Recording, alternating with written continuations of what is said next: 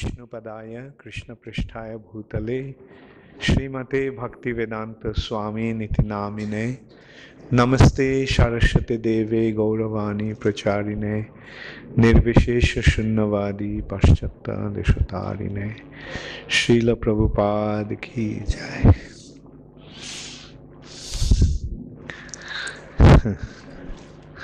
Hare Krishna.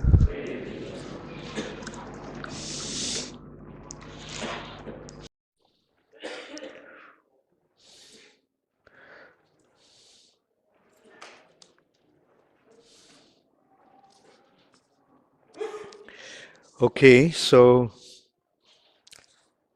I will today, at least at the beginning, I'll just go to another section of Srimad Bhagavatam. This part actually is describing Vidura left home. How many of you remember that incident? Vidura left home, the kingdom of Hastinapur, the palace of Hastinapur. Once again, how many of you remember that incident? Very good. How many of you don't remember that incident or don't know the incident? How many of you want to hear that incident? Okay. So, Vidura is the half-brother of Dhritarashtra and Pandu. Dhritarashtra is the elder brother, and then the next is Pandu, and the youngest brother of these three. They all were actually sons of Vasudev. How many of you know that they are the sons of Vasudev? How many of you don't know that how they are the sons of Vasudev? Okay, so now it takes us to another area. How many of you want to hear? Okay, now I have to start telling the whole of Mahabharata.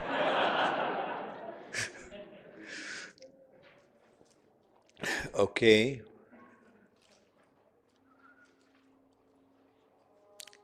Let's start off with King Shantanu. Mind you, this is the history of India. Mahabharata. Mahabharata actually means the history of great India, which is actually the history of the entire earth planet. There was a very pious king. His name was Shantanu.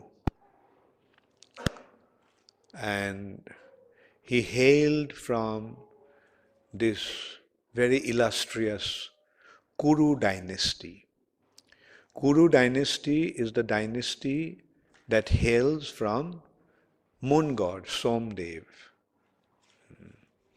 And they were ruling over the entire earth planet.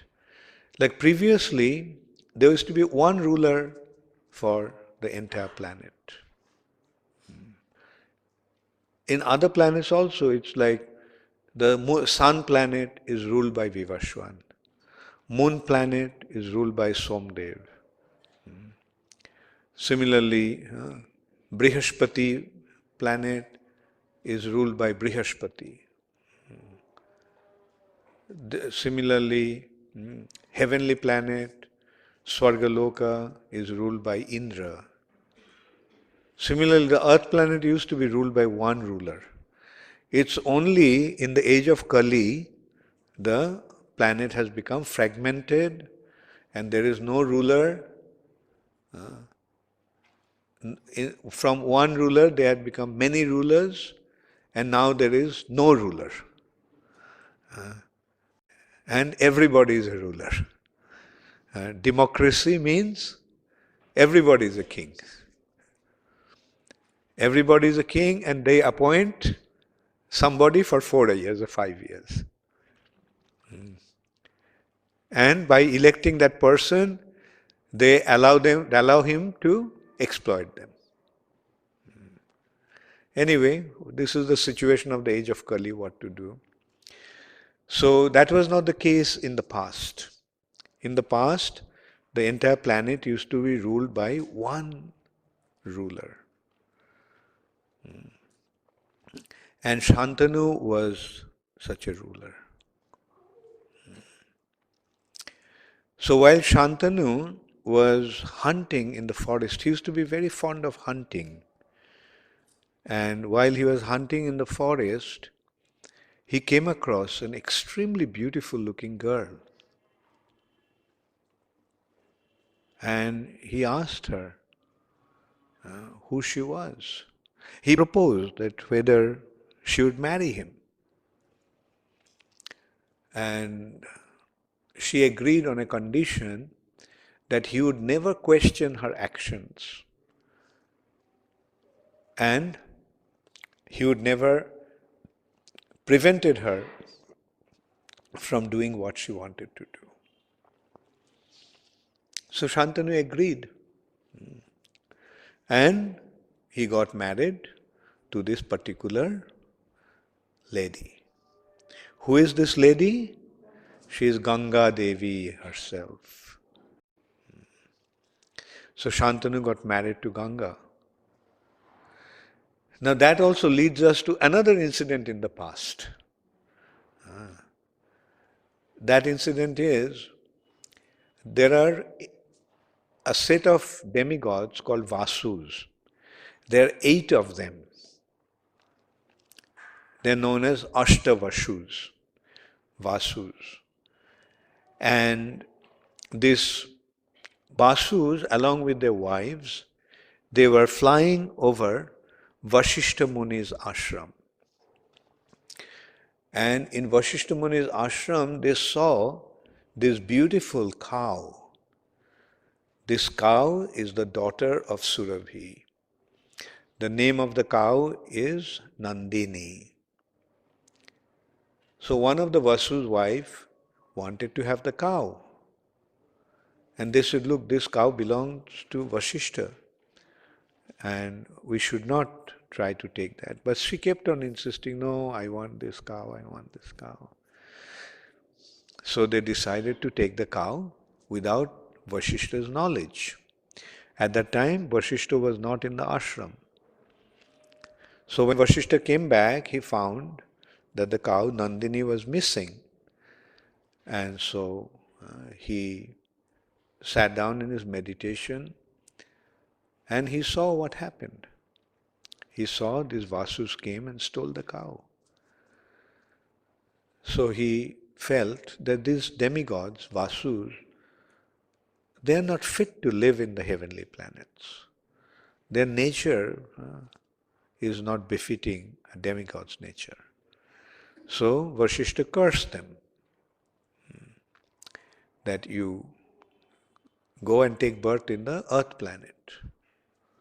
So when the Vasus got to know about that, they came to Vashishta and pleaded, please forgive us, we made a mistake. Vashishta said that when a word leaves my mouth is bound to come true. So what I have said is bound to happen. You have to take birth in the earth planet as human beings.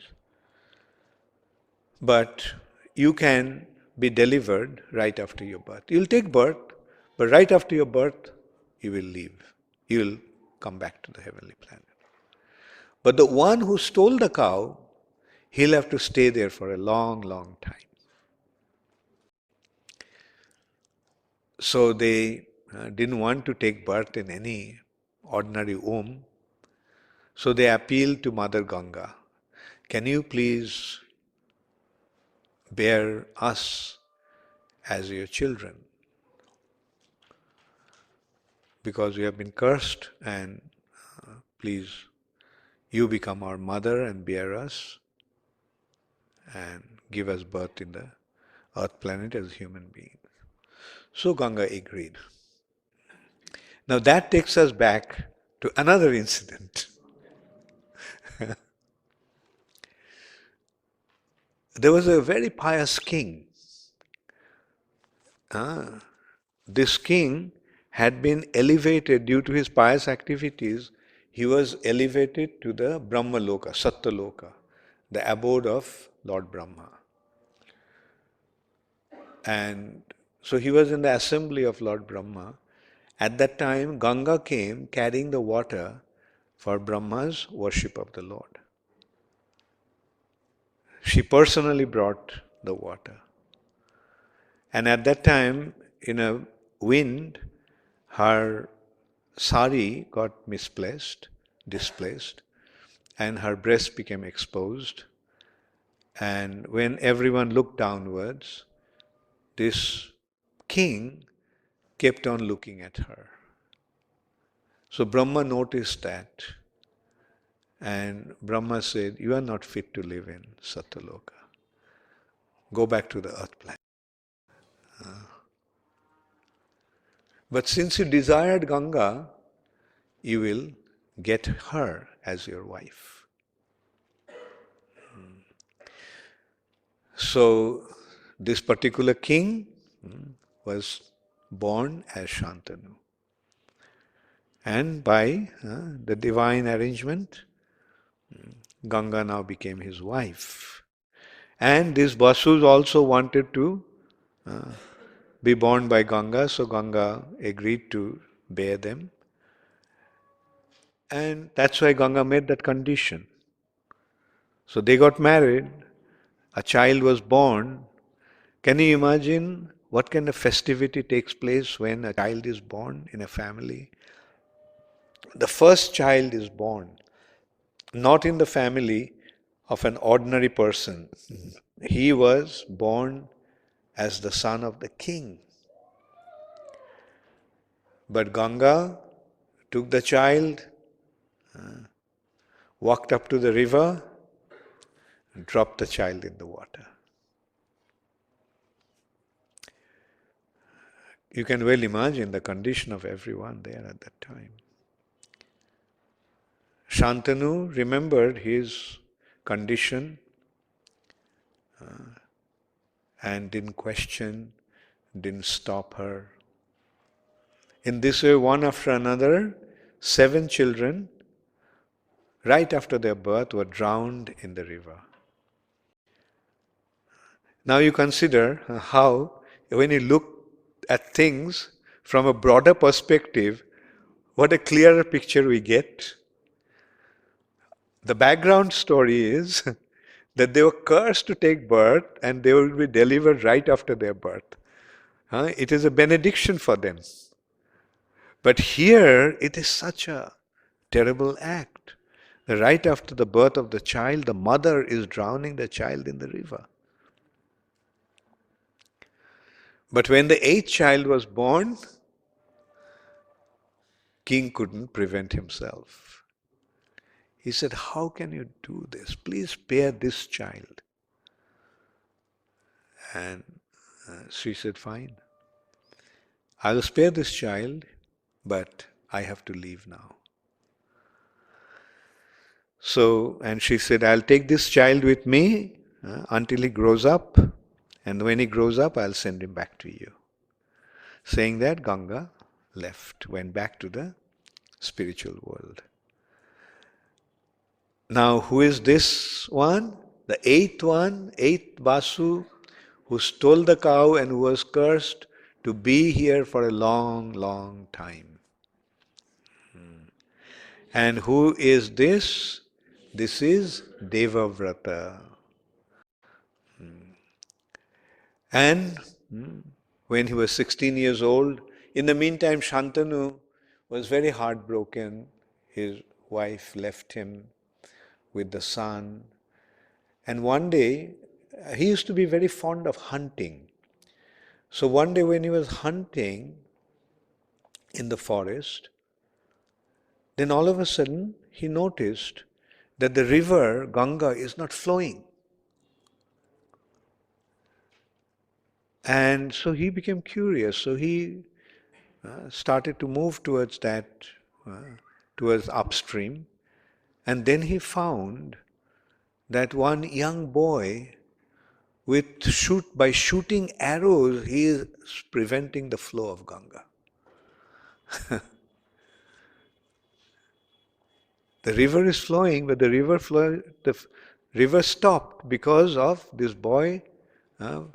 By shooting arrows, he is stopping the movement.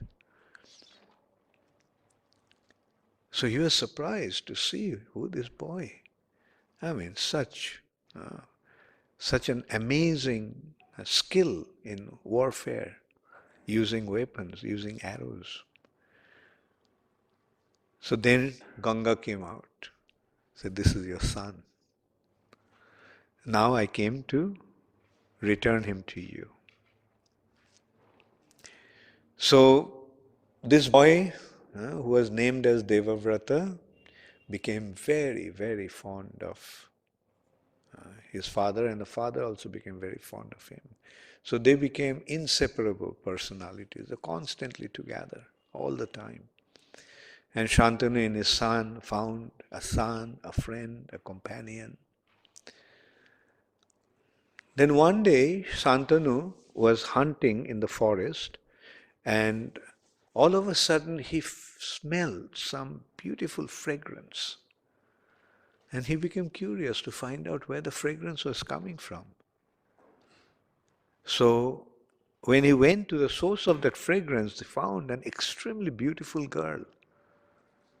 She was taking the passengers, taking the people across the river in a boat.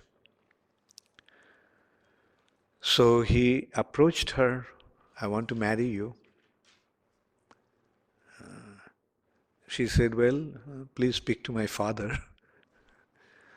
So Shantanu went and spoke to the father. This girl happens to be the daughter of the king of the fishermen.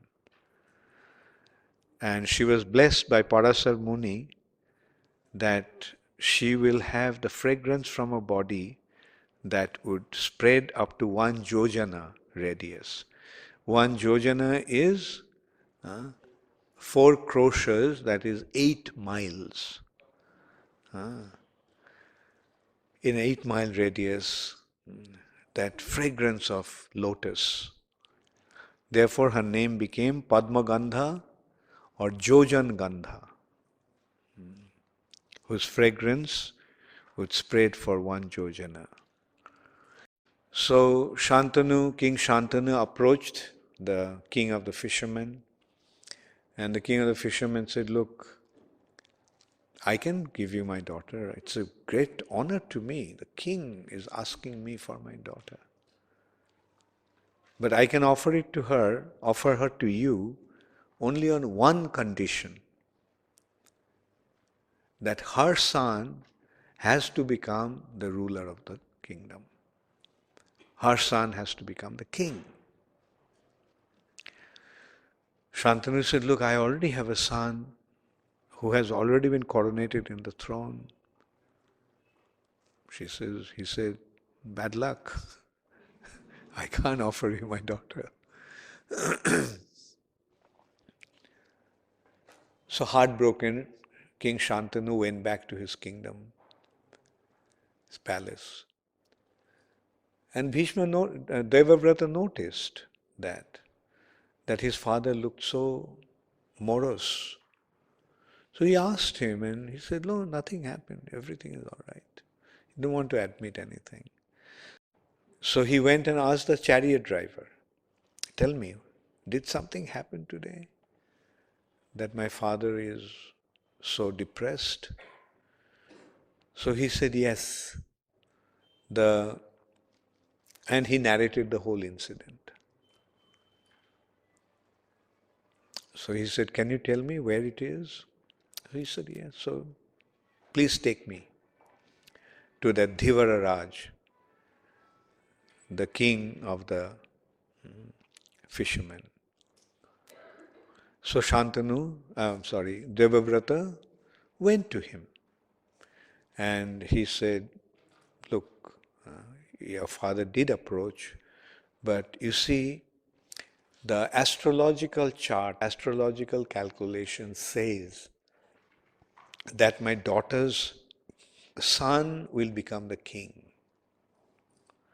Therefore, I laid that condition that her son has to be the king. So that is the destiny, that is the divine arrangement. So I have to give my daughter to somebody where her son is going to become the king. So Bhishma said, okay, then I relinquish relinquish my right to the kingdom. So he said, okay, fine, very nice. But what about your children?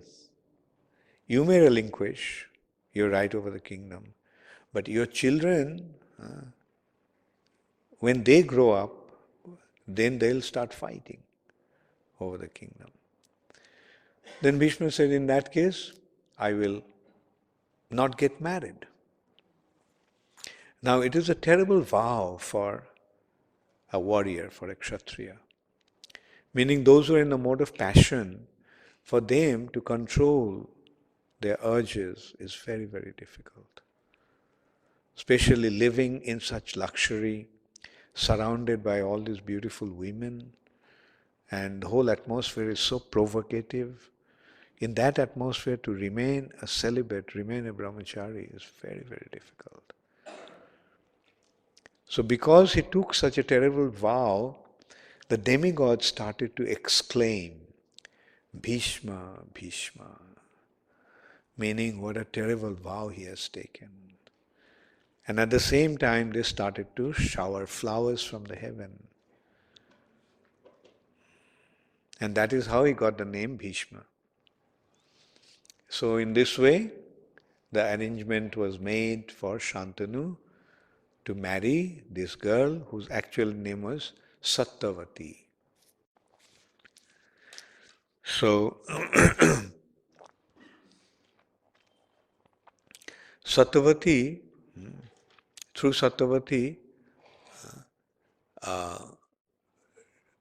Shantanu, anyway, so Bhishma, so in this way, Bhishma actually took that vow of lifelong celibacy. Then through Satyavati, Shantanu got two sons, Chitrangada and Vichitravirja. Chitrangada was a very powerful person. He became the king after Shantanu left this planet. But then this Chitrangada got into a conflict with a Gandharva king whose name was also Chitrangada. Actually, the Chitrangada's fame was spreading so widely everywhere, even in the heavenly planets, that this Gandharva king Chitrangada became envious. So he confronted him. He said, look, there has to be one Chitrangada. So let's fight. And they fought for a long, long time. But finally, Chitrangada, the son of Shantanu, succumbed and he was killed. Then his younger brother, Vichitravirja, became the king. Now, when one ascends the throne, the king has to get married. Generally, one has to be married when he ascends the throne. But he was a young boy. So Bhishma decided that selecting, considering different qualified candidates for his marriage, he considered that the three daughters of Kashiraj are the suitable candidate. They're extremely beautiful, extremely qualified, and they were actually the incarnations of Durga Devi. So Bhishma decided to have them as the bride for Vichitravirja. So Bhishma, at that time, these three girls were to select their husbands. The Kshatriyas also has a culture or custom of selecting their own husband according to their choice. And many kings are invited, kings and princes. And the princess selects her husband. And it's a terrible culture actually. Like, you see, there are so many kings and princes, and so they all actually came to win this girl, and she selects one of them. So then generally, all the other kings attack him. Because the Kshatriyas are like that. That's the nature of a warrior. And so, not only win the girl, now they have to conquer these other kings to have her. That used to generally happen. Like other kings would attack, and that's what happened. And actually, when Bhishma came, he arrived in that assembly, and he announced. Everybody was surprised. So Bhishma, who had the vow not to ever get married, look at him. And maybe he got bewildered by the beauty of these princesses. And they started to laugh at him and passing remarks. Then Bhishma said, I am such and such, son of Shantanu, from such and such dynasty, Chandravamsa. My brother Vichitravirja, he is the successor to the throne, and I have come to claim these 3 girls for him. So if anybody wants to stop me, good luck. So this is how Bhishma made the challenge. And saying that, he picked up these 3 girls on the chariot and he moved. So all the other kings attacked him, but Bhishma fought alone and defeated all of them. The one who was really completely vicious in challenging Bhishma and fighting with him was a king Shalva. And Shalva, Amba, the eldest daughter, already selected him as her husband. So she gave her heart to Shalva. So Bhishma, when he was after defeating Shalva, Bhishma was taking the girls, princesses, and he brought them to the kingdom. So then Amba, the eldest of the 3, told that, look, I gave my heart already to Shalva. So then Bhishma consulted the brahmanas, the wise brahmanas there in the assembly, what to do. And they all said, okay, if she has already given her heart to him, then let her go to him. So Bhishma let her go. So she went to Shalva, proposing that, look, I gave my heart to you and please accept me. So Shalva, this is another nature of the Kshatriyas. Actually, from these anecdotes, we can get to see the noble characters of these personalities. Shalva said, look, a lion never eats others' remnants. And that's the nature of a lion. Lion kills the animal itself, and it only eats that animal that it has killed. Otherwise, a lion in wilderness will not touch the animal that has been killed by others. So saying that, he meant that you have been won by him, he has taken you, so now you are doing me a charity. Oh, take her back. She said, no, get lost. Rather go and ask him to marry you. because he has claimed you, he has taken you. So Amba then went back to Bhishma and said, you have to marry me. Shalya didn't accept me. Then Bhishma said, look, I took a vow of lifelong celibacy. I'm not going to marry anyone. She said, when you lifted me on the chariot holding my hand, by that action you have actually accepted me. So this is also how pure the Vedic culture is. That when somebody holds a woman by hand, that means he has accepted her as his wife. So she said, look, he rejected me, you are not accepting me, tell me what shall I do? So Bhishma was feeling sad for her. Look, what can I do? I have taken a vow and I cannot break my vow. So heartbroken, this girl went to her grandfather, who was in the forest and who was taken Vanaprastha life, and he was living in a forest. So she went and told him the whole incident. So he said, don't worry, Parashuram is Bhishma's guru. And Parashuram is my friend. So I'll ask Parashuram to do something. Ask Parashuram to ask him to marry you.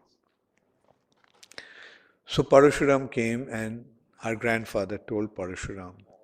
So Parashuram said, okay, don't worry, I will ask him so to marry you. So Parashuram went to Bhishma and said, Bhishma, marry this girl. She's so qualified, so beautiful. Bhishma said, look, I have taken a vow of lifelong celibacy. He said, that's all right. I'm your guru, I'm instructing you. So you can break your vow. Bhishma said, no, I can't. I've taken a vow and I'm going to stick to my vow. And he actually said some very, very heavy stuff at that time.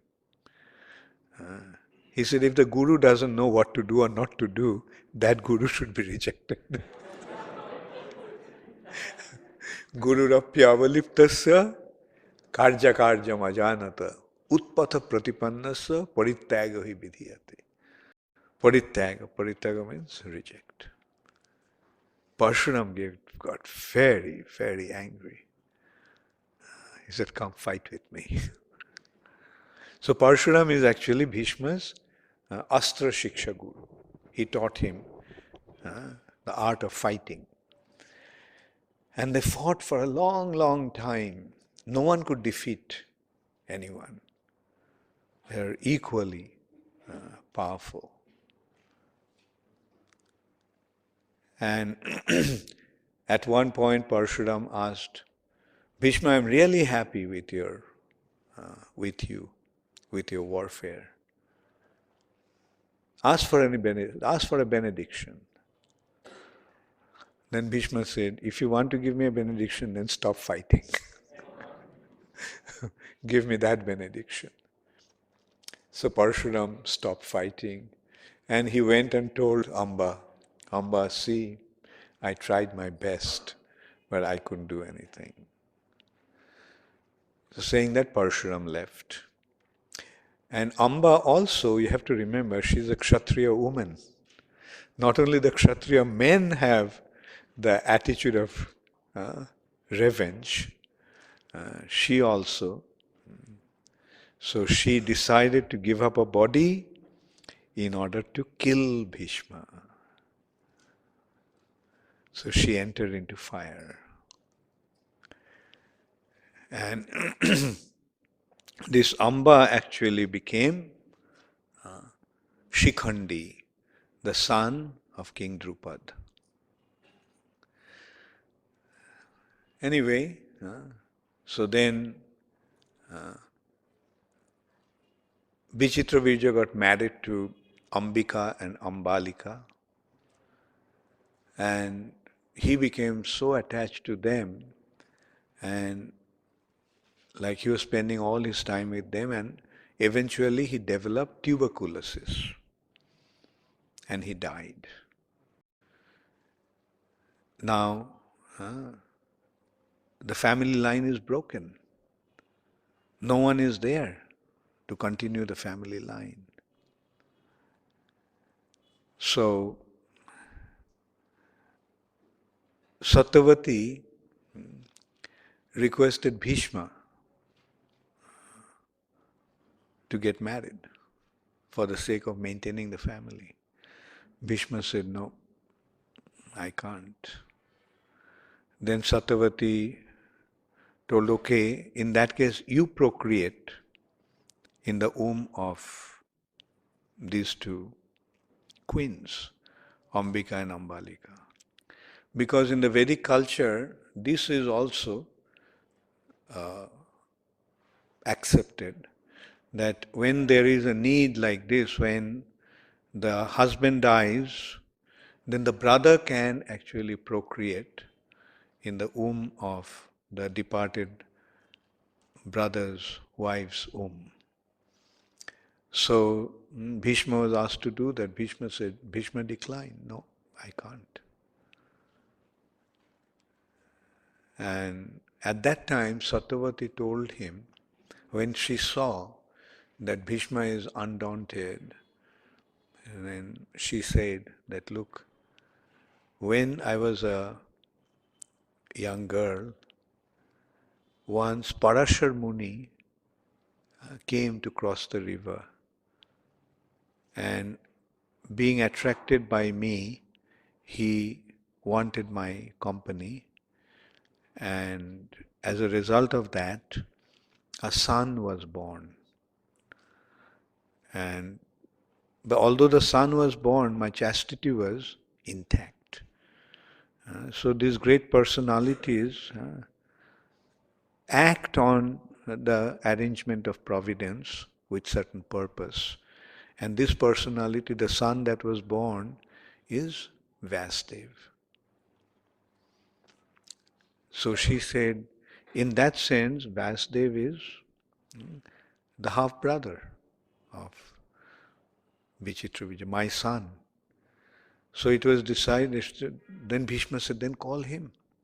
Let him procreate. A personality like Vasudev, if he procreates in the womb, that will be the best thing.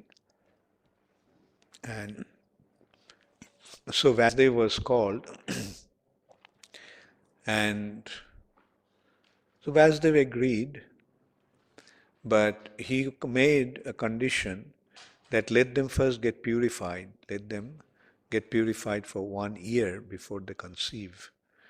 So he's told that I'll come after 1 year.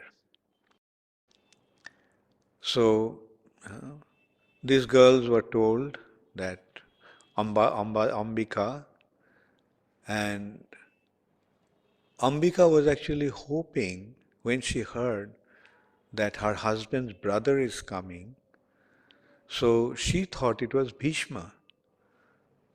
But then she saw Vasudev, a fierce-looking sage who lives in the forest, long beard and matted hair, copper complexion, burning like fire, and extremely powerful, like eyes are beautiful eyes, but glowing like two burning cinders, and such powerful form. Seeing that, she closed her eyes. So after that, when Vasudev came out, Satyavati asked whether everything was all right. So he said, yes, everything was all right. A son will be born, extremely powerful. He'll have the strength of 10,000 elephants. He'll be so strong. But he'll be blind. Because she closed her eyes, therefore he'll be blind. So then Satyavati requested, then please have another son, because the blind son cannot become the successor to the throne. So Vasudev agreed, and in the womb of Ambalika, he produced Pandu. Seeing Vasudev, she didn't close her eyes, but her complexion, she became pale. Like out of fear, one becomes pale. All the color disappears from the body. That's what happened to her. So Vasudev said that this son will be extremely virtuous, but his complexion will be pale. So then Satyavati asked, please have another son. So this time, when Ambika was told to conceive another child, Ambika felt that she can't face that situation. So she got her maidservant, also a very beautiful looking woman, but she was attending her, extremely qualified girl. And this girl treated Vasudev very nicely, and as a result of that, Vidura was born.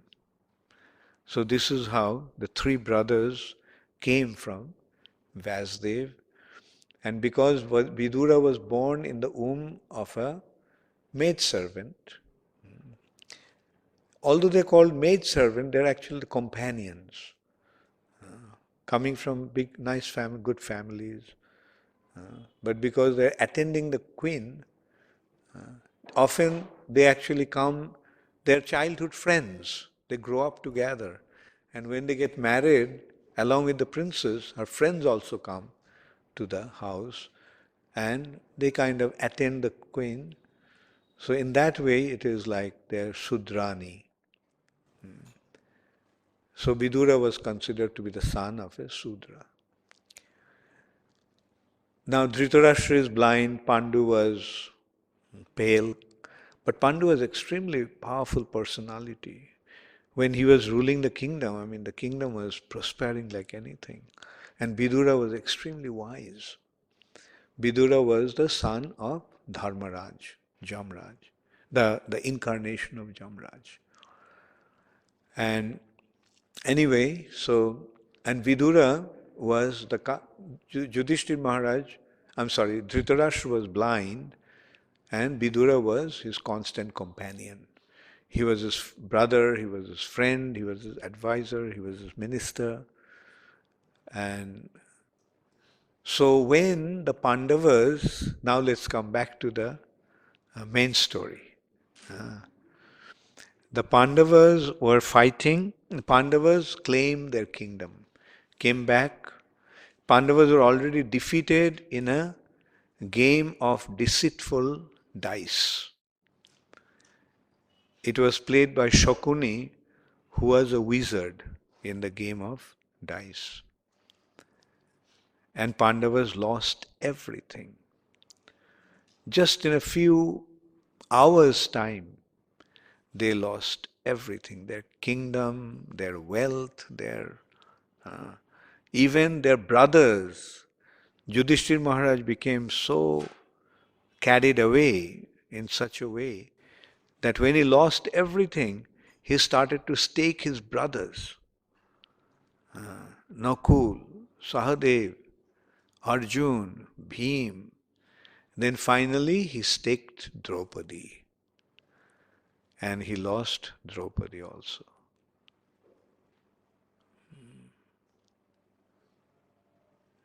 And that is the time, as you know, Draupadi now became the property of Duryodhana. And Draupadi was brought into this assembly by Dushashan, holding her by her hair, dragged her into the assembly.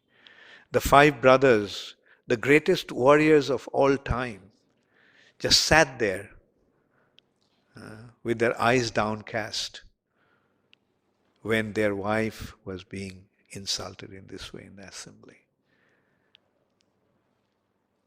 So this is also another aspect of Vedic culture. They're extremely truthful. In a game of dice, they lost Draupadi.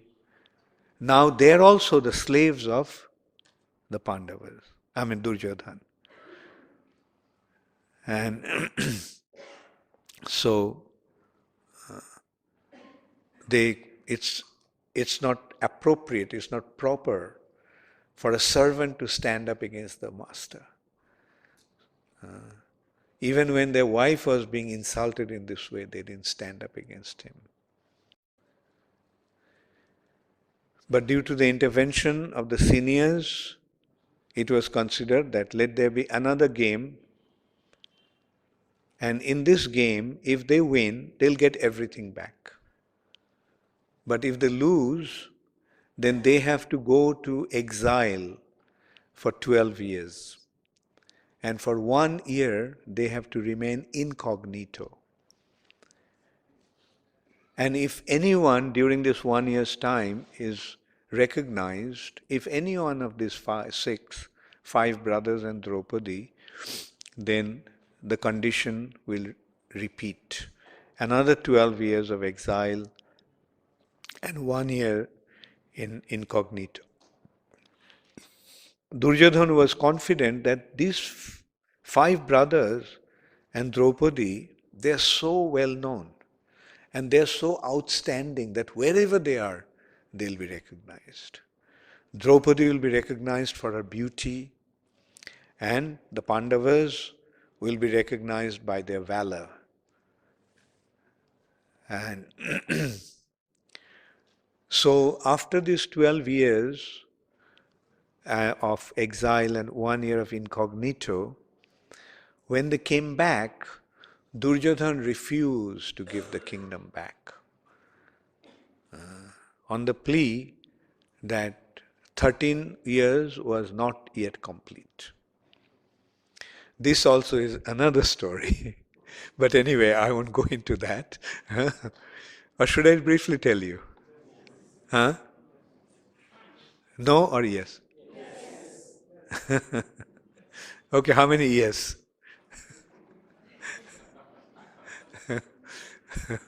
Okay. So for this 1 year that they were supposed to remain incognito, they went to the palace of King Virat. And one after another they went in disguise. Yudhishthira Maharaj went as an expert dice player. The king, Virat, was very fond of playing dice. So he just immediately accepted, oh, you can be my companion. So he accepted him. Now, see, everybody knew that Yudhishthira Maharaj was the worst dice player on the planet. And now he is such an expert dice player because he had been blessed by a great personality that he would become an expert in playing dice. Then Bhima went there as a cook. Arjun was blessed, or not blessed, cursed by Urvashi that for 1 year he would become an eunuch. And that's another story. I'm not going into that. And so Arjun for 1 year became an eunuch. And Nakul became the stableman, the expert horse trainer. And Shahadev went as the keeper of the Goshala, an expert of cow keeping. So 5 brothers in this way went to King Virat's, and Draupadi became a hairdresser, Brihannala. I'm sorry, Draupadi, anyway, yeah, so this is how they went there and stayed in disguise, started to stay in the palace of Virat in disguise. They went through a lot of tribulations during that time, especially Draupadi. This way we can see that how difficult it is for a beautiful young girl to be unprotected. So that's why the Vedic culture is that young girls should always be protected. And this is one unfortunate state of affairs in this age, that young girls are taken out of their house and into jobs and all. So, but that is completely opposed to the Vedic culture. In Vedic culture, a woman is always protected. In her childhood, she is protected. In her youth, she is protected. In her old age, she is protected. That is the Vedic culture. Anyway, so now, once Draupadi was very badly treated by the general of King Virat, who was actually his brother-in-law.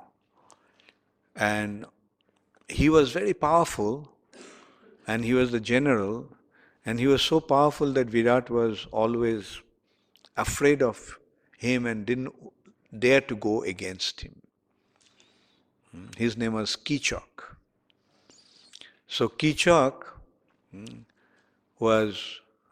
became attracted by this Swairendri. Swairendri means, you can say beauty queen, beauty, what's it called, hairdresser or beauty aid, who kind of used to dress the queen up, do her hairdressing and beautification. So Kichak, once he came to his sister's place and saw Swairendri, he became attracted and he proposed to her. But she tried to. But then once she told her sister to send her to his palace.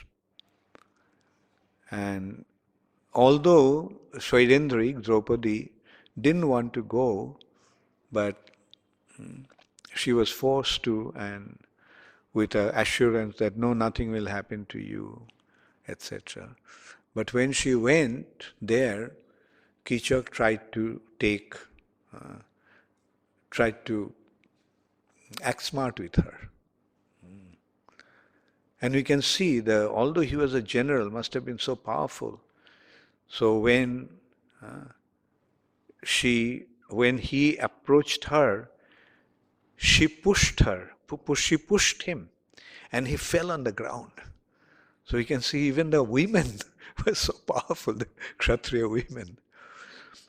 And then she ran into the king in the assembly. When the king was there with Yudhishthir Maharaj playing dice.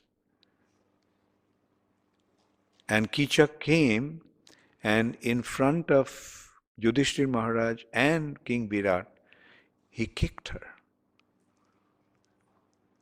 Yudhishthir Maharaj tolerated it. But when Bhim got to know, actually Draupadi told Bhima that, look, my heart is burning due to that insult. Please do something about it. Then Bhima said, okay, you do one thing. You tell him to come to the newly built auditorium, Natyashala, at night, and you will be waiting for him. You'll be waiting for him. So he was very excited. So he went there. In the darkness of night, he didn't see who was there. So he thought that it was Draupadi. But who was actually lying was Bhima on that bed, literally waiting for him.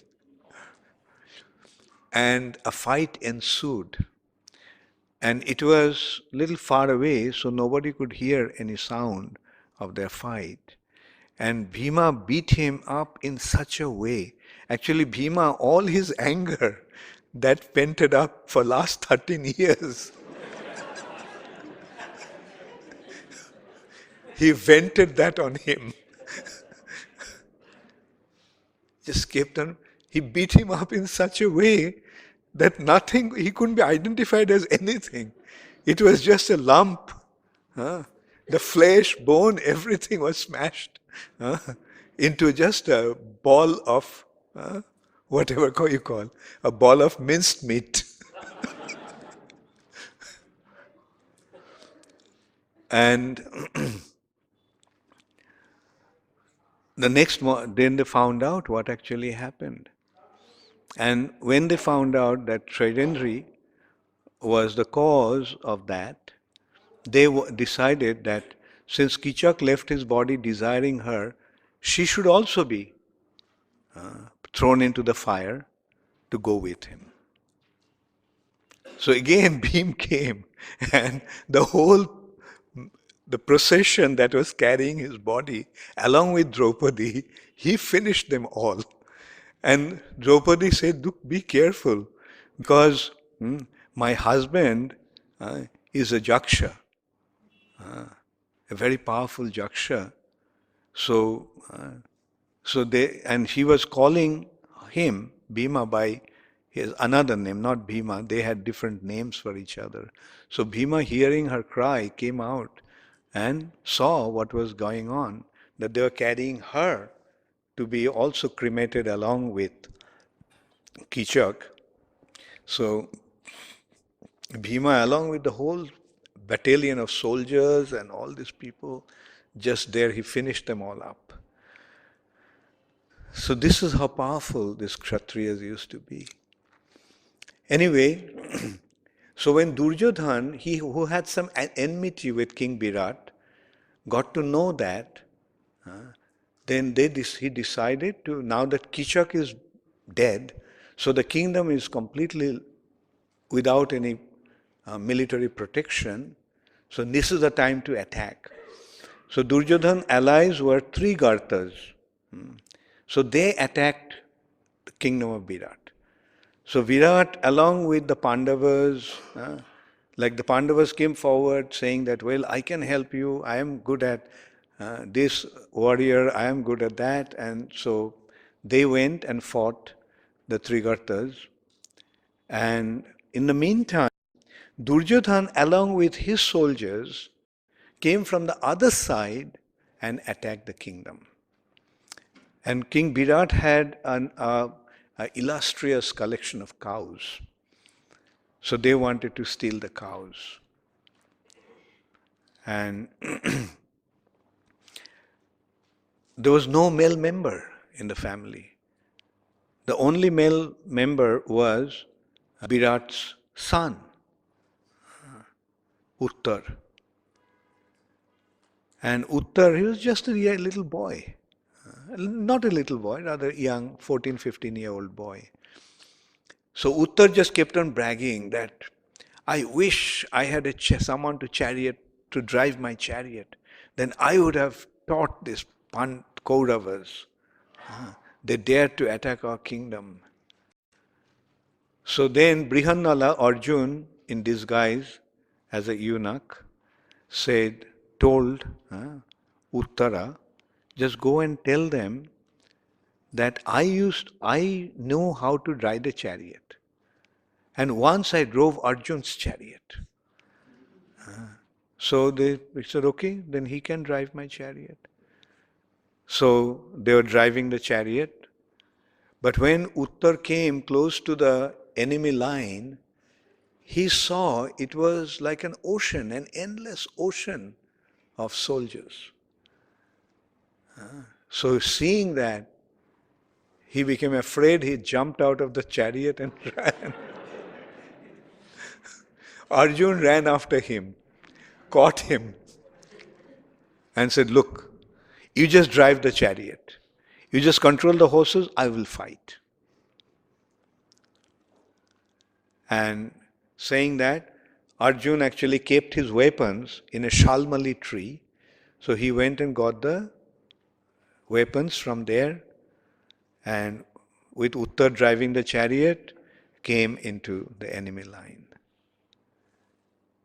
And fighting alone, he defeated them. You know how he did that? He used only 2 arrows. The first arrow he shoot at the feet of Bhishma Dev, or to offer his obeisances. And the other arrow that he shoot, he made everyone fall asleep. And Uttar's brother told that my dear brother, when you defeat them, you bring their silk cloths and ornaments and all those things. So Uttar went and collected all those stuffs and came back. When they came back to their senses, then Duryodhana became excited. Oh, this Arjun, so we caught him. So another 12 years of exile and 1 year of incognito. But Bhishma Dev said, bad luck, Duryodhana. That 13 years is just over. So although 13 years were over, according to the calculation, but Duryodhana didn't want to accept it. That's why he said, no, I won't give the kingdom back. So they have to fight if they want to take their kingdom. So in order to stop this battle, the fratricidal battle, everyone tried. Bhishma Dev tried, Dronacharya tried, Gandhari tried to make him understand that give their kingdom back, don't fight. But Duryodhana wouldn't listen to anyone. Maitreya Rishi came, and Duryodhana, instead of listening to him, he even insulted him. So Maitreya Rishi cursed him. Finally, Krishna came with a proposal in order to stop that battle. Came with a proposal from the Pandavas that you don't have to give them half of the kingdom. Just give them 5 villages to the 5 brothers. They'll be satisfied. But what was Duryodhana's response? Without a battle, I'm not going to give them the piece of land the size of the tip of a needle. So the battle now became inevitable. Not only that, Duryodhana even wanted to capture Krishna. When Krishna came as a messenger with a proposal, Duryodhana thought now Krishna is alone, and if we capture him, then the Pandavas will become without shelter. Because Krishna is their main support. So he thought of arresting Krishna and keep him imprisoned. And at that time, Krishna showed him his universal form. So that made Duryodhana to retreat. But Duryodhana was so wicked, like we can see that a wicked person, no matter whatever they hear, no matter whatever they see, they don't learn. They don't succumb to the wise advice. Although he saw Krishna's form, universal form, Duryodhana's response was, oh, it was some sort of magic. It was some magic trick. At that time, Dhritarashtra asked Vidura, called Vidura and asked him what should be done. So Vidura came and Vidura told him that, look, if you really want your peace, want your auspiciousness, you want your good fortune, then tell your son to withdraw. You are actually cultivating misfortune personified in your palace, this Duryodhana. Actually, Vidura, when Duryodhana was born, he advised Dhritarashtra to get rid of him. He could see that this person is going to be the cause of the destruction of the whole family. So Vidura then, and here also Vidura gave him the same advice, right in front of Duryodhana and his allies and his associates. In the middle of the assembly, Vidura was fearless. This is the quality of a Brahminical person. He is not afraid of telling the truth. So he told that this person, see, Yudhishthir Maharaj is extremely powerful. He is extremely powerful because he is supported by Bhima in one side and Arjun on the other side. The most powerful person and the greatest warrior of all time.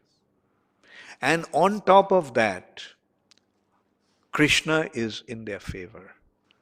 So who can ever defeat them? Dhritarashtra, just try to understand that your son will never win. Rather, you are going to lose everybody and everything. And as I told you all the time, get rid of this son of yours.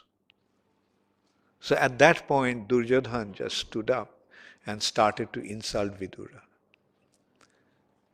saying that this son of maidservant, look at his nature,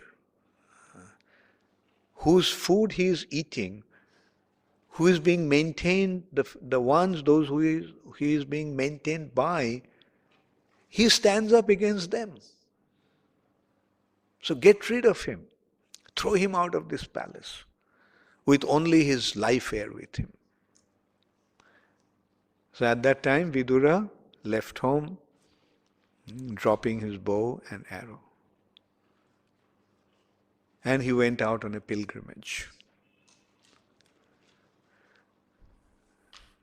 So then eventually, after a long time, this is the aspect of Srimad Bhagavatam. He came across Uddhava in Prayag. And he was very happy to see Uddhava. Uddhava, how are you? How is everybody? Then Uddhava told him that Krishna left the planet, Jadus killing each other, fighting with each other, the whole family has been destroyed. He was the only surviving member of the Jadu family. Then Krishna left, Balaram left. Then when Yudhishthir Maharaj got to know about it, he also left his palace and gave up his body along with his 5 brothers in Mahaprasthan. So hearing that, Uddhava just kept on crying. Then Vidura started to cry. Then Uddhava told him that before leaving the planet, Krishna actually advised him and asked him to go to Badarikashram. And so that is why he is, after pilgrimage, he is on the way to Badarikashram. So then Vidura told him, will you please instruct me? Will you please tell me what Krishna told you? The instructions that Krishna gave you, will you also give me the same instructions? Then Uddhava said, no. Krishna actually instructed Maitreya Rishi to instruct you. So in course of time, Maitreya Rishi will give you the instructions. So that's why Vidura actually was eventually met Maitreya Rishi in Haridwar. And Maitreya Rishi instructed him. That is a good part of Srimad Bhagavatam, which is known as Vidur Maitreya Sambad. A lot of things that I have told in 2 days, yesterday and today, is coming from the discussion between Vidura and Maitreya. Maitreya Rishi's advice or instructions to Vidura. Maitreya Rishi is telling the stories or anecdotes starting from creation. Eventually, Mahapuran has 10 symptoms. Srimad Bhagavatam is a Mahapuran because it contains 10 aspects: creation, sub-creation, sarga, visarga, sthana, the planetary systems, the structure of the universe, you can say. As the point came up, the universe has 14 planetary systems situated in their respective positions. Poshanam, maintenance. Utayo, the aspect of procreation. Manvantar, the reigns of Manus. Ishanu Katha, the descriptions of the incarnations of the Lord. Then Mukti, Nirodha, Ashraya. Liberation, cessation of the existence, and Ashraya, shelter, or Prabhupada translated this Ashraya aspect as Samam Bonam, the ultimate benefit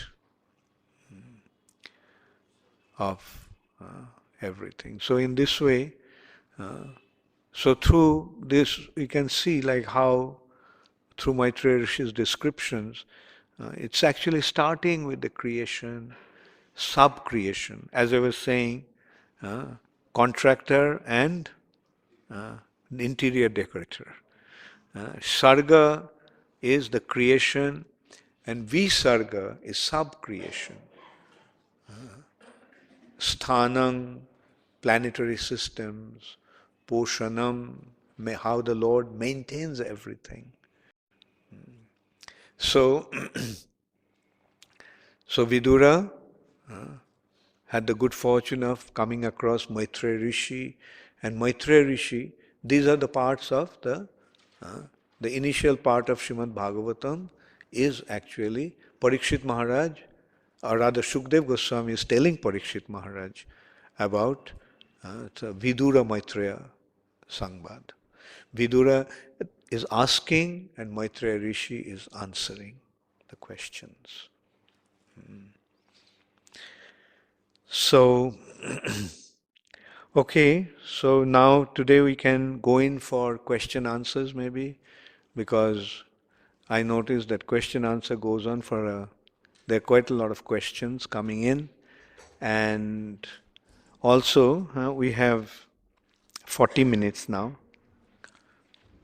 So we can just use this 40 minutes for question answers. How come Bhishma didn't give all back to Vishikarvya? Because she had been captured for him, so... It was, you see, the thing is that she said that she has given her heart to somebody, Shalda. And now the consideration is Bhishma has accepted you, took you by your hand. So Bhishma should actually have you.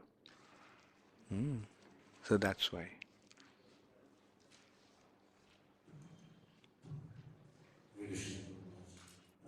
Maharaj, is there any past to Duryodhana's previous birth? Is there any? Any past relationships to his past birth? Duryodhan. Yes. Duryodhan has been described as the incarnation of Kali.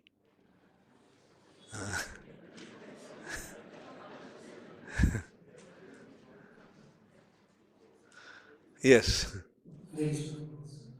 You spoke Vidura as Dharmaraj. Yeah. So my question is, what is the difference between Yamaraj and Dharmaraj? Yeah, Jamraj is Dharmaraj. The same, and both the duties also the same condition. Yeah, actually Dharmaraj means Jamraj. So Vidura, Jamraj, was cursed by Mandava Muni. And as a result of that, he had to take birth as a Shudra. That's Vidura. Krishna Maharaj, you mentioned about Shikharti. I've heard so much. Shikharti actually was born as a girl. Can you maybe explain a bit more about that, please? Yeah. She was born as a girl, but then she changed her sex by the mercy of a Gandharva. Like, yeah. Yes, Atma Ananda, পেছনে নিয়ে নাও।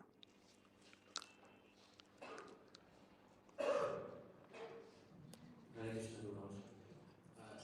Was doing yoga pure devotee?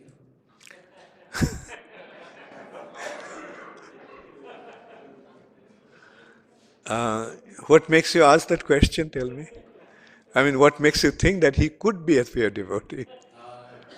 Because I understood that all the characters in the Mahabharata were an arrangement of the Lord. So that would indicate. Okay, yeah, so good, good. Yeah, ultimately, these pastimes of the Lord are like a drama on a stage. So, in a way, it's like a drama on a stage.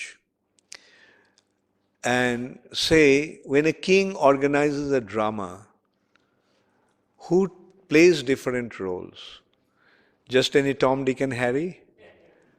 Or king's own people? Yeah, even the villain is king's own people, right? And outside the stage, they all are friends. The villain and hero, on the stage, it seems to be they're such, so inimical to each other. Like sometimes it happened in Calcutta, the villain played the role so well that people started to throw shoes at him.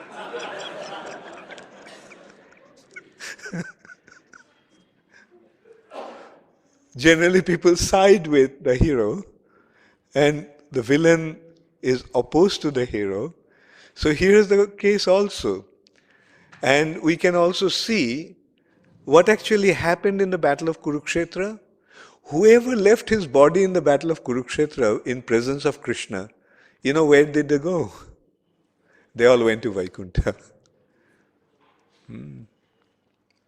So, yes, in a way, you can say outside the stage, not as Duryodhan, because if we think that Duryodhan is a pure devotee, and if everybody starts to follow his example, then we'll be in trouble.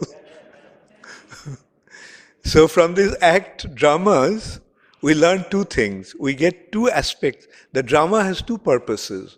One purpose of a drama is entertainment, and the other is education.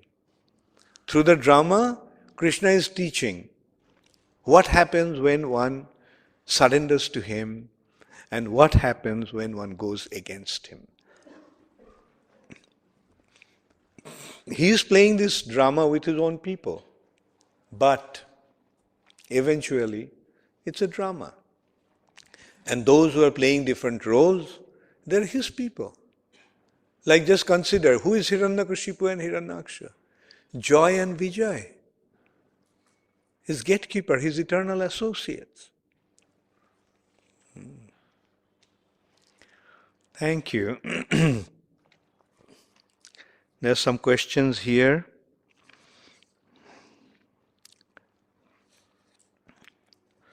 Okay, so this question is from Smita Krishna. I think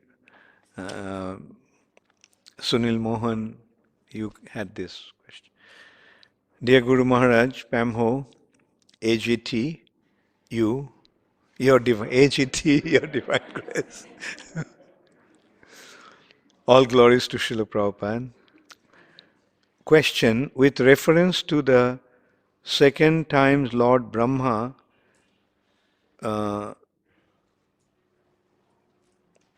began when the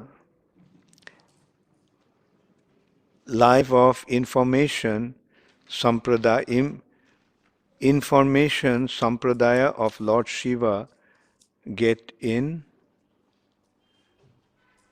fit in, thank you.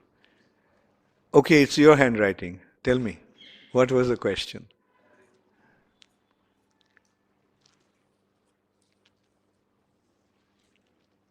They say that doctors' handwritings, only the compounders can read. The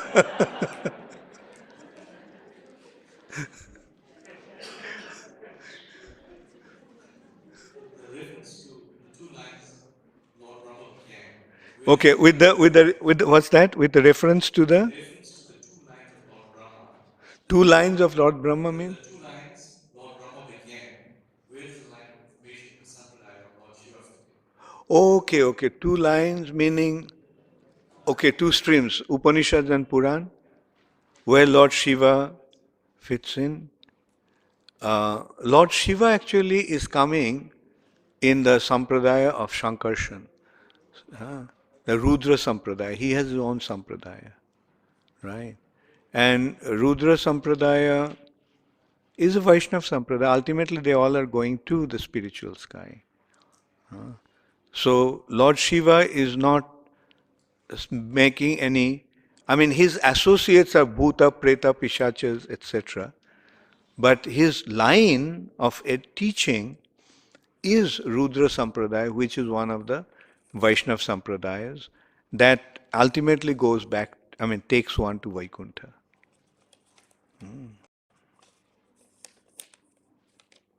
Yes, Hemanga? When Vidur left, When? when Vidur left, when Vidur left after getting his body from Raj, what happened to Mother When what ends? Vidura left, Oh, when Vidura left. Yeah. what happened to Mother Vimala, his wife? His wife. I don't know. Like maybe, I mean, naturally, he was a part of the royal family. So she was maintained naturally. But, yeah.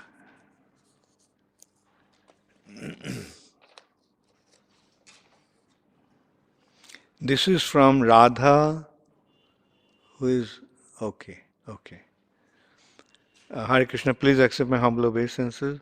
My question is, what is the meaning of Manvantar? Okay. Manvantar means the reign of a Manu. You see, there are 14 Manus in a day of Brahma. So they come and take charge of the affairs of this world for that 71 Chaturjugas. That 71 Chaturjuga period of a Manu's reign is called Manvantar. Is that all right? Okay.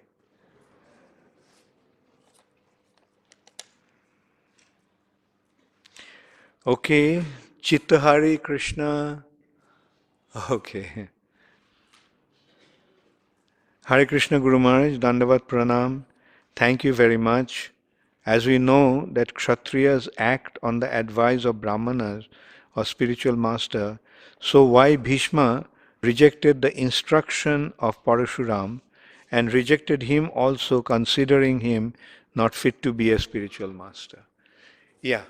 So, you see, spiritual master or the Brahmana or a superior has to be followed only as long his instructions are appropriate.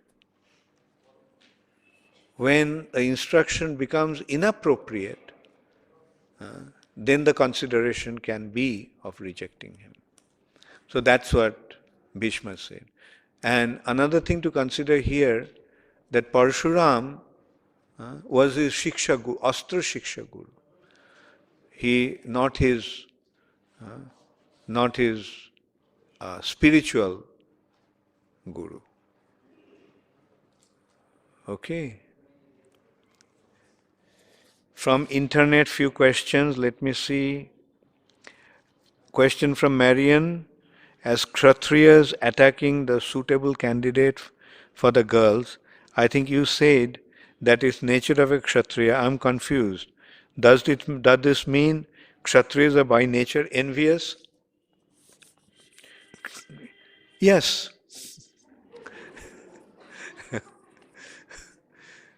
Like the mode of passion is like that. I want it, I want it. When somebody else gets it, I'm not happy about it. And like, why should we even consider Kshatriyas?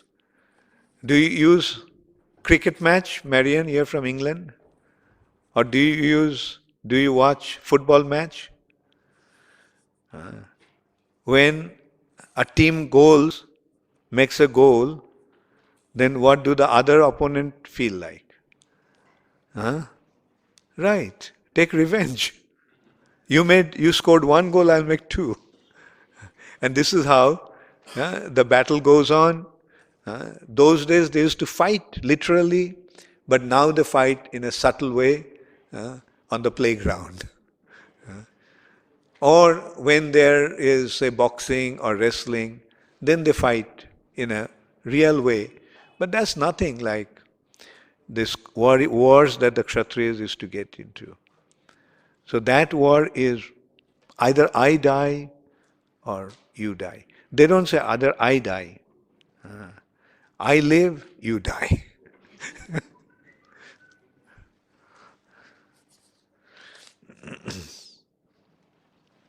Srimati Radhika Devi Dasi, Hyderabad. Please accept my most humble obeisances at your lotus feet. All glories to your holiness, Guru Maharaj. Sometimes we find some historical episode externally not so exemplary. How to take them? Yeah, like use your intelligence and accept whatever is favorable to your Krishna consciousness and reject whatever is not. Anukullasya sankalpa, pratikullasya vivarjanam. Not that whatever you hear, you have to accept it, or whatever you read, unless it's from the scriptures, then you have to use the intelligence. Another question from Srimati Radhika. Gurudev, sometimes we find some historical... Okay. Same question. Hare Krishna Guru Maharaj. Yudhishthira was always righteous and truthful. How could he stake his brothers? Was this not against dharma? What lesson has been taught through these pastimes? This is from Nishingananda.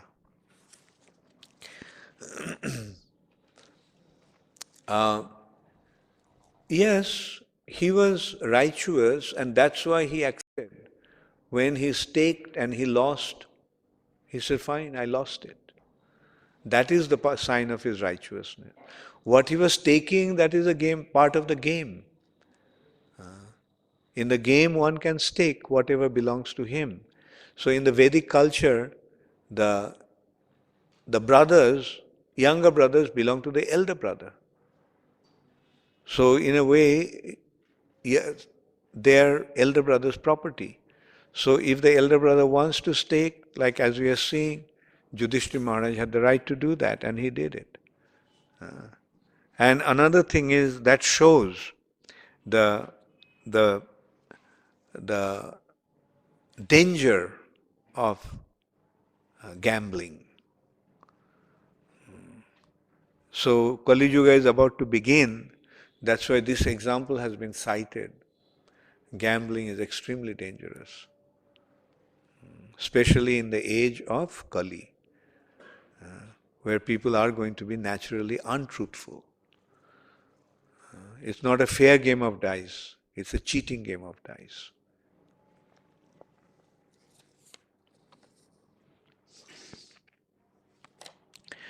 So this one is from Ram Govind.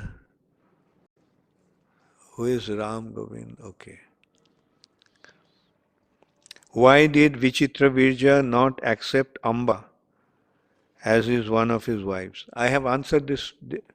Did you hear the question answer? I have already answered it.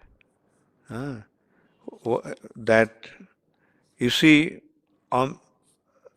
it was not up to Vichitravirja. Amba said that he already gave her heart to Shalva. So that's why he was sent back to Shalva. But then Shalva didn't accept and said, you accept Bhishma because he took you. And so when she approached Bhishma, Bhishma refused to accept her. So the thing was going on between her and Bhishma. So there was no consideration of Vichitravirja. He was not in the picture.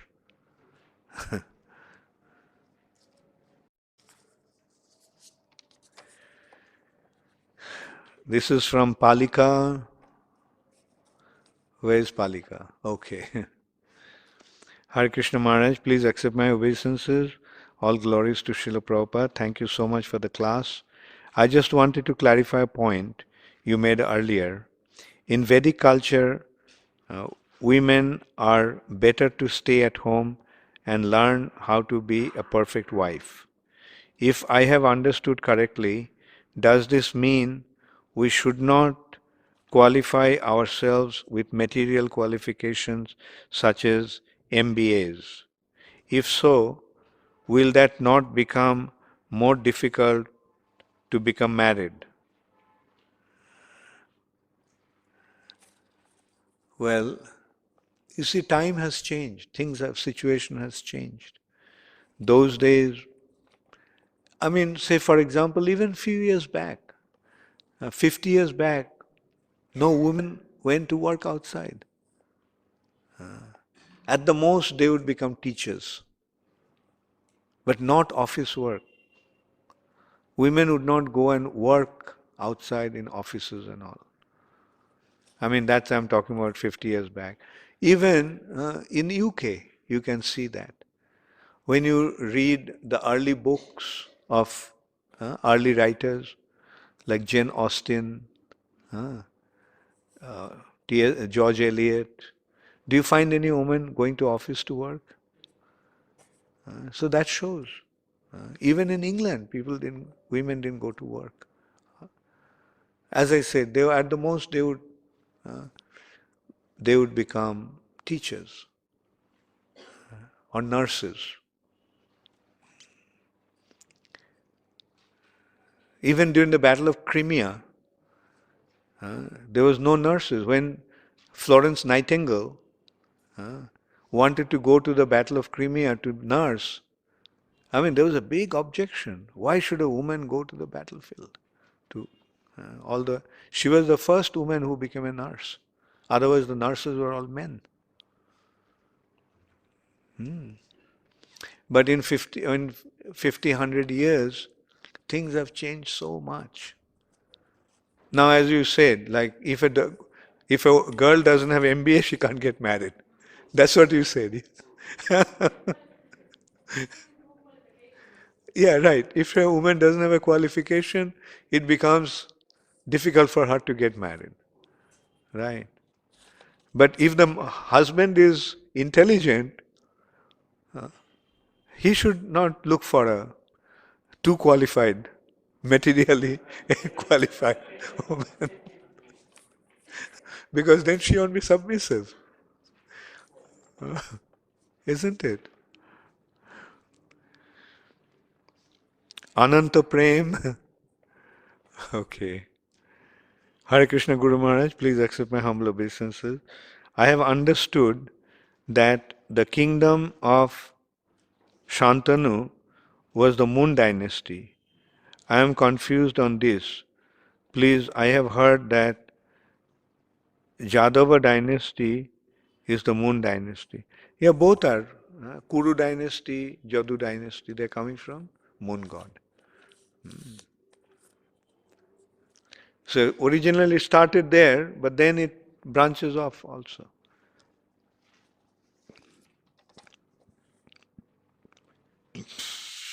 Ramanuja Krishna Das, India. Thanks for your enlightening discourse. I am Ramanuja Krishna Das, Indore. Guru Maharaj, in the Dhruva Charitra, which Purana has this shloka, Swamin Kritarthosmi Barangna Jache. This is from Srimad Bhagavatam. That I am completely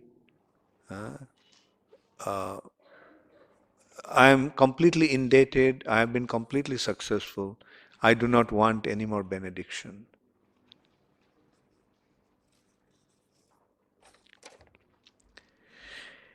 Yesh Govinda, Hare Krishna Guru Maharaj, among 4 regulative principles, one is no gambling. Why would Yudhishthira Maharaj play the game of dice when it is breaking 4th regulative principles? Yeah. You see, certain things that are forbidden now, for Kshatriyas it was allowed in some occasions. Like the Kshatriyas allowed to drink. The Kshatriyas allowed to eat meat. But that eating meat was sanctified meat. The animals that have been sacrificed and have been elevated to the higher situation, that meat was eaten. Another thing is that the Kshatriyas, when they're fighting, then they have to resort to, meat. When the Kshatriyas go out hunting, the Kshatriyas are allowed to eat meat. Kshatriyas are allowed to drink, but in different occasions. Not take a bottle of whiskey and start drinking in the morning. No, not like that. And you have a second question. As you mentioned that Pandavas and Draupadi were put at stake in the game of dice by Yudhishthira Maharaj. How could Yudhishthira Maharaj, being a devotee of the Lord, put his own family members at stake in a gambling? So you got the answer? I already. Like, you see, the Kshatriyas are allowed to indulge in certain things, like gambling is one thing, that he is allowed to gamble. And because that is, conducive to, that is, their propensity, their nature is like that. Like, their whole life is a gamble. When they go to a battlefield, it's a gamble. They may not come back home. That is how they used to live their lives. And here, a Kshatriya has the right to put anything in stake that belongs to him. Since it's a Vedic culture that the younger brothers belong to the elder brother, so the elder brother had the right to put him on a stake. I mean, in a gamble, place as a stake. This is from Jayant. All glories to Guru and Gauranga, all glories to Srila Prabhupada. Guru Maharaj, please accept my humble obeisances. My question is, although Mother Ganga has no fault, still she has to come down to fulfill King Shantanu's desire. So is it like that even if their desire for others, desire for you, then also we have to come back to this world? So is it like that even if others desire for you, then also you have to come back? Here we have to understand that Ganga was instructed by Brahma. That's why Ganga came. Otherwise Ganga wouldn't have come. But since her authority, Brahma suggested, look, Ganga, he desired you. So not that, Shantanu desired and that's why Ganga had to come. But Shantanu desired, Brahma thought, okay, let him fulfill that desire. And also, as I said, it's like a drama. The plot is, one plot leads to another plot. Ganga had to come because of these 8 Vasus. So, Leelananda Das. Can you identify? Okay. Dandavat Pranam Guru Maharaj. Didn't Bhishma Dev commit Guru Aparadh fighting with Parasuram? No, because Parasuram challenged him. Bhishma didn't want to fight with him. Parasuram challenged him. That's why he fought. Mohit, dearest Guru Maharaj, in previous session, you very wonderfully explained the importance of brahmacharya and Srila Prabhupada's desire for his boys to remain brahmacharis. Remaining brahmacharis throughout life appears very exciting. I personally feel much attracted to the brahmacharis, for they have full time for serving Srila Prabhupada. Guru Maharaj, as a student, what should be my practices and dealing and consciousness to serve the mission? Please enlighten. So when you are a student, when you are studying, study. Whatever you're doing, do it well. Right? When you finish your studies, then you can decide. Right? And also right after finishing your studies. After finishing your studies, work for 2 years. All right? And then after 2 years you decide. Okay. If you feel that that life is so wonderful, then stay there. But if you feel that that life is so hellish, then it'll be helpful for you to become fixed up in Krishna consciousness. Because then you would know that how terrible that life is. Okay.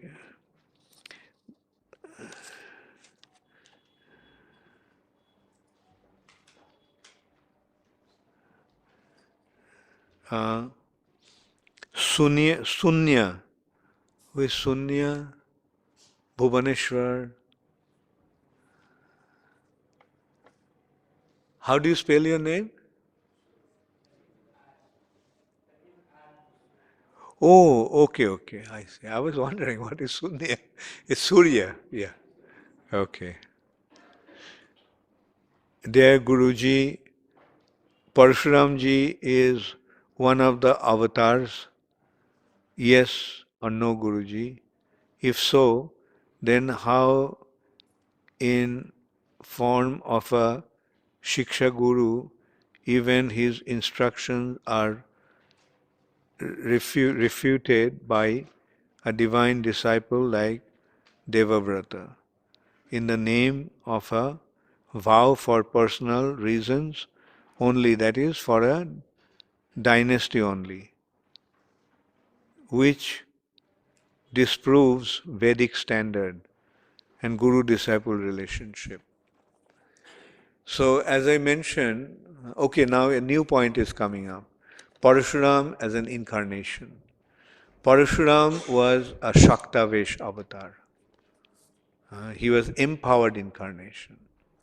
He was not the Lord himself appearing, but a jiva soul empowered by the Lord. That is called Shaktavesh avatar. Parashuram was a Shaktavesh avatar. Shaktavesh avatars are jivas. In order to accomplish certain mission, they are empowered by the Lord, specially powered by the Lord. And when that purpose is served, then that power is withdrawn. Parashuram's power was withdrawn by Lord Ramchandra. When Parashuram challenged Lord Ramchandra, when Lord Ramchandra broke the bow of Lord Shiva, then Parashuram came and challenged him. And at that time, Lord Ramchandra took the potency that he invested on him from him. And since then, Parashuram has become, in simple words, he lost his potency that he was empowered with. Okay, here the point has been made again and again that Parashuram instructed in a way which was not right. Somebody took a vow that he is not going to get married. He'll remain a celibacy all his life. Now, if somebody forces, no, you have to do it because I'm your guru, you have to listen to me. So Bhishmadev considered that you may be my guru, but the thing is, the way you are instructing me, that is not befitting a guru's instruction. So that's why he rejected. I mean, said that that kind of guru should be rejected. Karunika Devi Dasi, Pranam Guru Maharaj, in the story of Mahabharat, when Draupadi was brought dragging by Dushashan, why elder of the Sabha did not object. Her husbands were slaves at that time, but Bhishma and Dronacharya, elders, why kept quiet? Please explain. Yeah, you see, the Vedic culture is that when you are subordinate to somebody, you don't go against him. Nobody stands up against the king. Because going against the king means revolting. Revolution is the worst kind of crime. So that is one consideration. There is another consideration in this respect. That when Bhishma Dev was instructing all these wise, giving all the wise instructions to Yudhishthir Maharaj, Draupadi was smiling. So Bhishma asked Draupadi, why are you smiling? Then Draupadi said, where was your wisdom when I was dragged in the assembly in front of everybody and humiliated in that way? Then Bhishma said, those days I was eating the food of Duryodhan. And that's why my consciousness became contaminated.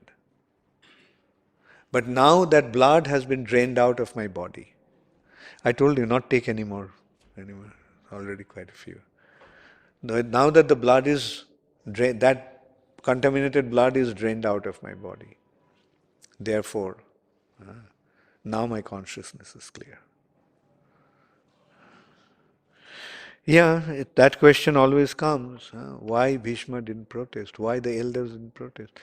And they didn't protest because Bhishma was confused. Draupadi asked Bhishma. And Bhishma said, I am bewildered. I don't know what to say. The question actually was, Draupadi asked, did Yudhishthir Maharaj stake me after he lost himself or before he lost himself? So her point was, before he lost himself, then what right does he have to stake me?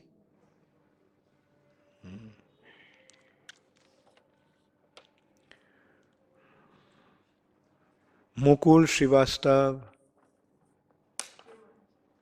Oh, okay, okay.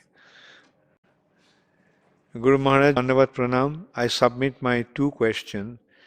Is the cursed Vasu was reborn as Bhishma, you mean? Huh? Bhishma, how do you spell Bhishma?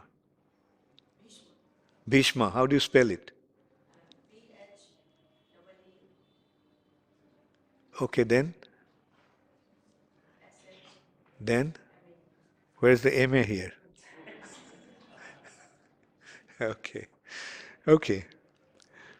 Yes. The one of the Vasus is Bhishma who stole the cow. One of the Vasus became Bhishma. Bhishma Pitamaha led a life full of sacrifices. Why his end was so pathetic? Like pathetic, like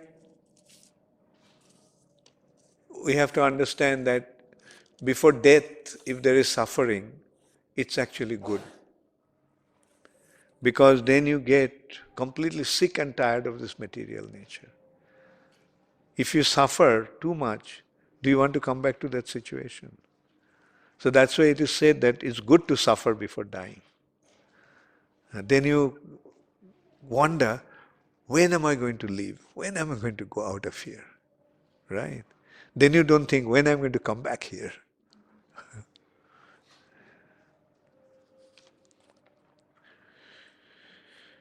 Jamuna Priya Devi Dasi. Dear most Guru Maharaj, please accept my most humble obeisances at your soft lotus feet. How can I thank you for your classes?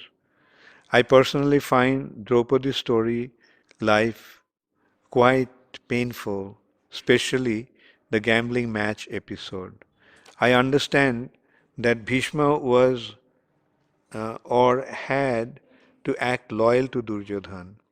You wonderfully narrated how Bhishma Dev pretty much bent over backwards to keep his vow. Dear Guru Maharaj, how is it then that Bhishma, who was so staunch a person on principles, said nothing during Draupadi's disrobing episode, especially when she pleaded to him in her destitute condition? How do I understand this? So you got the answer. Okay.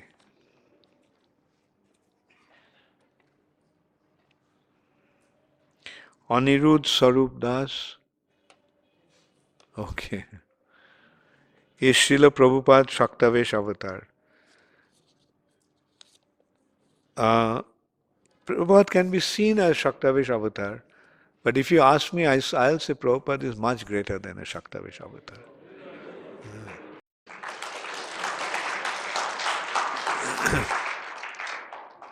We don't know who Prabhupada is. Once Prabhupada was asked and Prabhupada said, if I tell you, you'll faint. What does it mean? Did anyone faint when he said Prabhupada is Shaktavesh avatar? So from that you can make out.